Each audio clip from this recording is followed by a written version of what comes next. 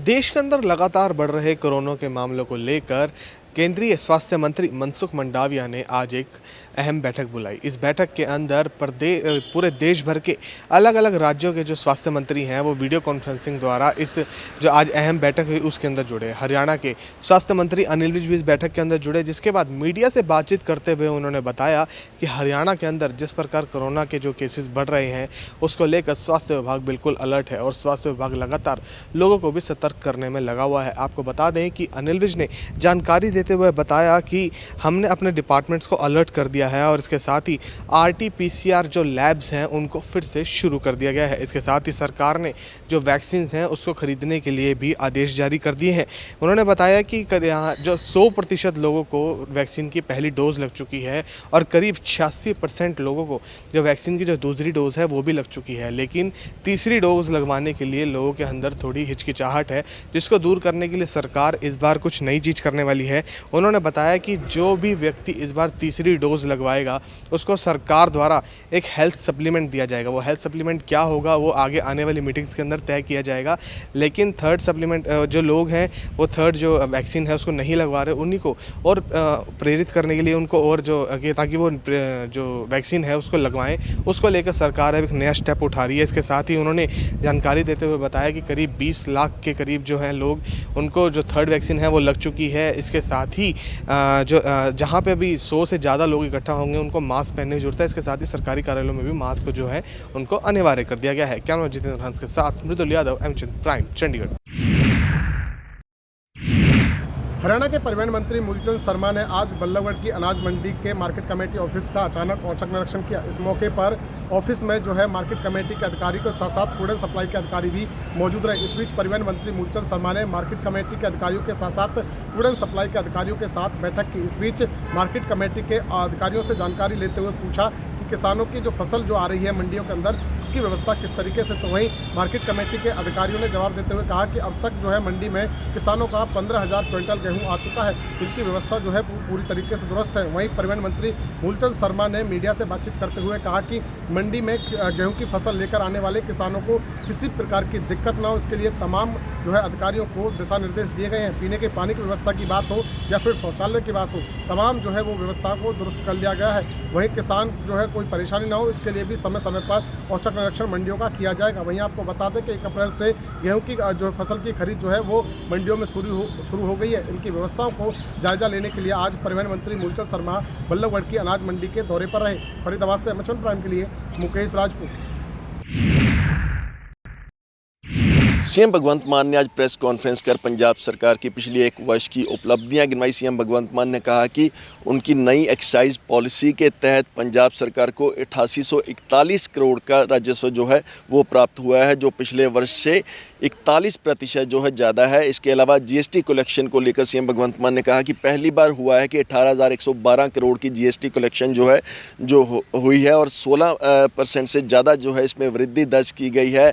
PSPCL की बात की जाए तो हमेशा ये कर्ज में नज़र आती थी कहीं ना कहीं। सीएम भगवंत मान ने कहा कि 20,000 करोड़ से अधिक का जो सब्सिडी है पंजाब सरकार ने इसकी पे की है। इसके अलावा अन्य उपलब्धियां गिनवाते हुए सीएम भगवंत मान ने कहा कि पंजाब में लोगों को सस्ता रेत मिल सके इसके लिए पब्लिक रेत की जो माइंस हैं वो खोली गई हैं।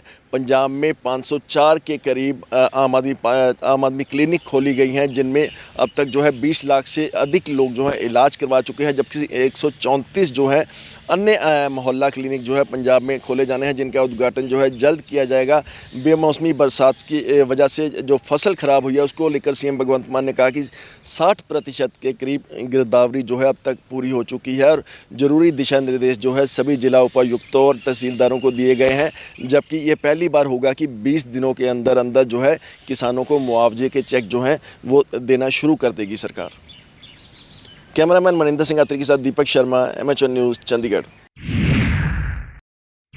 समय सनसनी फैल गई जब सुबह के समय 10 बजे के करीब एक गाड़ी जो कि अंतिम यात्रा वैन है तो वो भीड़वाड़े इलाके में पटियाला के गुड़ मंडी इलाके में जो एक दुकान में घुस जाती है। बहुत ही तेज रफ्तार से ये गाड़ी जो होती है एक दुकान में घुस जाती है तो लाखों रुपए का नुकसान हुआ, मगर कोई जाली या कोई माली यानी कि किसी की जान को कोई खतरा नहीं हुआ, बच गए हैं सभी लोग, मगर काफ़ी नुकसान जो है झेलना पड़ा। बाकी पुलिस जब मौके पर पहुंची तो ड्राइवर को जो है हिरासत में ले लिया गया है और ड्राइवर के जो वो टेस्ट करवाए जा रहे हैं, कहीं वो कोई नशे में की हालत में तो नहीं था। क्यों ये हादसा वापर गया, क्या कारण रहा इसके पीछे। अंतिम यात्रा वैन जो है एक पटियाला के निजी गुरुद्वारा साहिब की है। तो जब वह गुड़ मंडी से निकल रही थी तो अचानक से एकदम इतनी तेज रफ्तार पकड़ लेती है और एक दुकान के अंदर जो है चली जाती है। और वहाँ पर जो भी शटर ही खुला था जिनकी दुकान के अंदर घुसी, को थोड़ी देर में साइड में ही बैठे थे कि जो गाड़ी बहुत ही तेज रफ्तार से अंदर घुस जाती है। तो उसके बाद पुलिस का ये कहना है कि ड्राइवर को हिरासत में ले लिया है। बाकी की जैसे भी इसकी रिपोर्ट आएगी कि वो नशे की हालत में था या नहीं था, ये आने वाला समय ही बता पाएगा और कौन सी उस पे जो है धारा जो है वो लगेगी। बाकी और अपडेट्स के लिए देखते रहिए MH1 न्यूज़। कैमरा पर्सन रजत के साथ रणदीप सिंह, पटियाला।